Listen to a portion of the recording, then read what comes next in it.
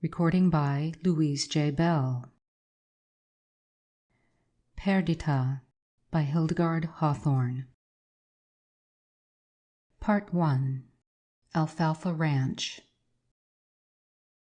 Alfalfa Ranch, low, wide, with spreading verandas, all overgrown by roses and woodbine, and commanding on all sides a wide view of the rolling alfalfa fields, was a most bewitching place for a young couple to spend the first few months of their married life. So Jack and I were naturally much delighted when Aunt Agnes asked us to consider it our own for as long as we chose.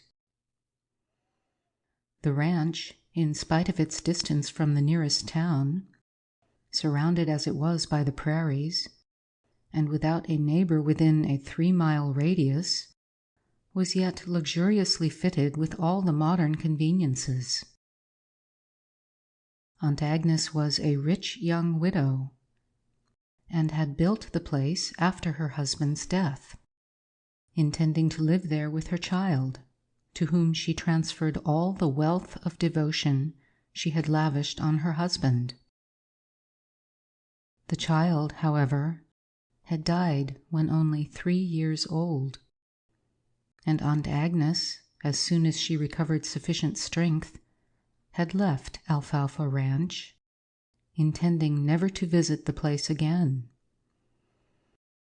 All this had happened nearly 10 years ago, and the widow, relinquishing all the advantages her youth and beauty, quite as much as her wealth, could give her, had devoted herself to work amid the poor of New York. At my wedding, which she heartily approved, and where, to a greater extent than ever before, she cast off the almost morbid quietness which had grown habitual with her, she seemed particularly anxious that Jack and I should accept the loan of Alfalfa Ranch, apparently having an old idea that the power of our happiness would somehow lift the cloud of sorrow which in her mind brooded over the place. I had not been strong, and Jack was overjoyed at such an opportunity of taking me into the country. High as our expectations were, the beauty of the place far exceeded them all. What color! What glorious sunsets! And the long rides we took, seeming to be utterly tireless in that fresh, sweet air. One afternoon I sat on the veranda at the western wing of the house. The veranda here was broader than elsewhere, and it was reached only by a flight of steps leading up from the lawn on one side, and by a door opposite these steps that opened into Jack's study. The rest of this veranda was enclosed by a high railing, and by wire nettings so thickly overgrown with vines that the place was always very shady. I sat near the steps, where I could watch the sweep of the great shadows thrown by the clouds that were sailing before the west wind. Jack was inside, writing, and now and then he would say something to me through the open window. As I sat, lost in delight at the beauty of the view and the sweetness of the flower-scented air, I marveled that Aunt Agnes could ever have left so charming a spot. She must still love it, I thought, getting up to move my chair to where I might see still further over the prairies. And sometime she will come back. At this moment, I happened to glance to the further end of the veranda, and there I saw, to my amazement, a little child, seated on the floor, playing with the shifting shadows of the tangled creepers.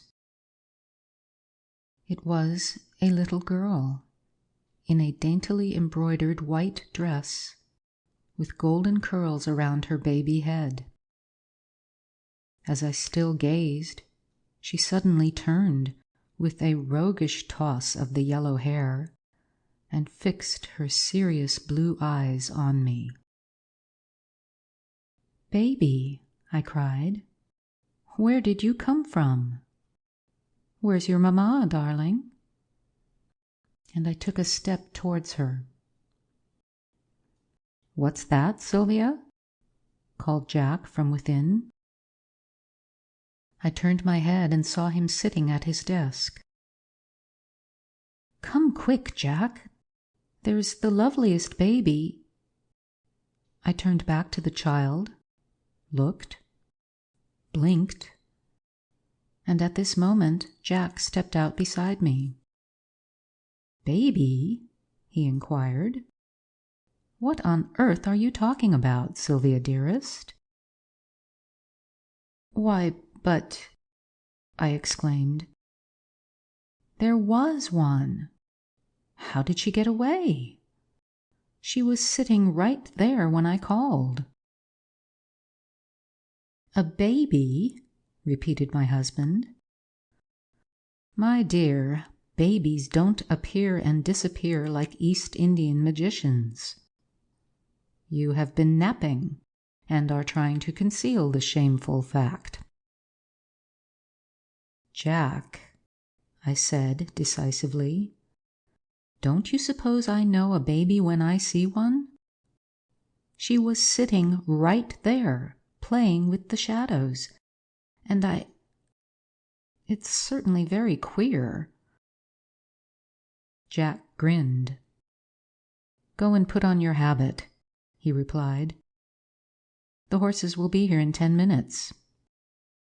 And remember that when you have accounted for her disappearance, her presence still remains to be explained. Or perhaps you think Wah Sing produced her from his sleeve." I laughed. Wah Sing was our Chinese cook, and more apt, I thought, to put something up his sleeve than to take anything out. "I suppose I was dreaming," I said, "though I could almost as well believe I had only dreamed our marriage." "Or rather," observed Jack, "that our marriage had only dreamed us." Part 2. Shadows. About a week later, I received a letter from Aunt Agnes. Among other things, chiefly relating to New York's slums, she said, "I am in need of rest, and if you and Jack could put up with me for a few days, I believe I should like to get back to the old place. As you know, I have always dreaded a return there, but lately I seem somehow to have lost that dread. I feel that the time has come for me to be there again, and I'm sure you will not mind me." Most assuredly we would not mind her. We sat in the moonlight that night on the veranda, Jack swinging my hammock slowly, and talked of Aunt Agnes. The moon silvered the waving alfalfa and sifted through the twisted vines that fenced us in, throwing intricate and ever-changing patterns on the smooth flooring. There was a hum of insects in the air, and the soft wind ever and anon blew a fleecy cloud over the moon, dimming for a moment her serene splendor. "Who knows?" said Jack, lighting another cigar. "This may be a turning point in Aunt Agnes's life, and she may once more be something like the sunny, happy girl your mother describes. She is beautiful, and she is yet young. It may mean the beginning of a new life for her." "Yes," I answered. "It isn't right that her life should always be shadowed by that early sorrow. She is so lovely, and could be so happy. Now that she has taken the first step, there is no reason why she shouldn't go on." "We'll do what we can to help her," responded my husband. "Let me fix your cushions, darling. They have slipped." He rose to do so, and suddenly stood still, facing the further end of the veranda. His expression was so peculiar that I turned, following the direction of his eyes, even before his smothered exclamation of "Sylvia, look there!" reached me. Standing in the fluttering moonlight and shadows was the same little girl I had seen already.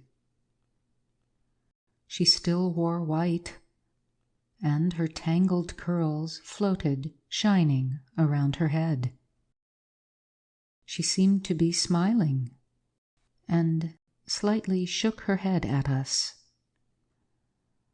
"What does it mean, Jack?" I whispered, slipping out of the hammock. "How did she get there? Come," said he, and we walked hastily towards the little thing, who again shook her head. Just at this moment, another cloud obscured the moon for a few seconds, and though in the uncertain twilight I fancied I still saw her, yet when the cloud passed, she was not to be found. Part 3. Perdita. Aunt Agnes certainly did look as though she needed rest. She seemed very frail, and the color had entirely left her face. But her curling hair was as golden as ever, and her figure as girlish and graceful. She kissed me tenderly, and kept my hand in hers as she wandered over the house and took long looks across the prairie. "Isn't it beautiful?" she asked softly. "Just the place to be happy in. I've always had a strange fancy that I should be happy here again some day, and now I feel as though that day had almost come. You are happy, aren't you, dear?" I looked at Jack and felt the tears coming to my eyes. "Yes, I am happy. I did not know one could be so happy," I answered after a moment. Aunt Agnes smiled her sweet smile and kissed me again. "God bless you and your Jack. You almost make me feel young again." "As though you could possibly feel anything else," I retorted, laughing. "You little humbug, to pretend you're old." And slipping my arm round her waist, for we had always been dear friends, I walked off to chat with her in her room. We took a ride that afternoon, for Aunt Agnes wanted another gallop over that glorious prairie. The exercise and the perfect afternoon brought back the color to her cheeks. "I think I shall be much better tomorrow," she observed as we trotted home. "What a country this is, and what horses!" slipping her hand down her mount's glossy neck. "I did right to come back here. I do not believe I will go away again." And she smiled on Jack and me, who laughed and said she would find it a difficult thing to attempt. We all three came out on the veranda to see the sunset. It was always a glorious sight, but this evening it was more than usually magnificent. Immense rays of pale blue and pink spread over the sky, and the clouds, which stretched in horizontal masses, glowed rose and golden. The whole sky was luminous and tender, and seemed to tremble with light. We sat silent, looking at the sky, and at the shadowy grass that seemed to meet it. Slowly, the color deepened and faded. "There can never be a lovelier evening," said Aunt Agnes with a sigh. "Don't say that," replied Jack. "It is only the beginning of even more perfect ones." Aunt Agnes rose with a slight shiver. "It grows chilly when the sun goes," she murmured, and turned lingeringly to enter the house. Suddenly she gave a startled exclamation. Jack and I jumped up and looked at her. She stood with both hands pressed to her heart, looking.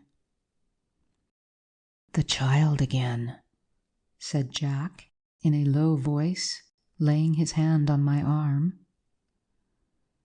He was right. There, in the gathering shadow, stood the little girl in the white dress. Her hands were stretched towards us, and her lips parted in a smile. A belated gleam of sunlight seemed to linger in her hair. "Perdita!" cried Aunt Agnes in a voice that shook with a kind of terrible joy. Then, with a stifled sob, she ran forward and sank before the baby, throwing her arms about her. The little girl leaned back her golden head and looked at Aunt Agnes with her great, serious eyes. Then she flung both baby arms round her neck and lifted her sweet mouth. Jack and I turned away, looking at each other with tears in our eyes. A slight sound made us turn back. Aunt Agnes had fallen forward to the floor, and the child was nowhere to be seen. We rushed up, and Jack raised my aunt in his arms and carried her into the house. But she was quite dead. The little child we never saw again. End of Perdita.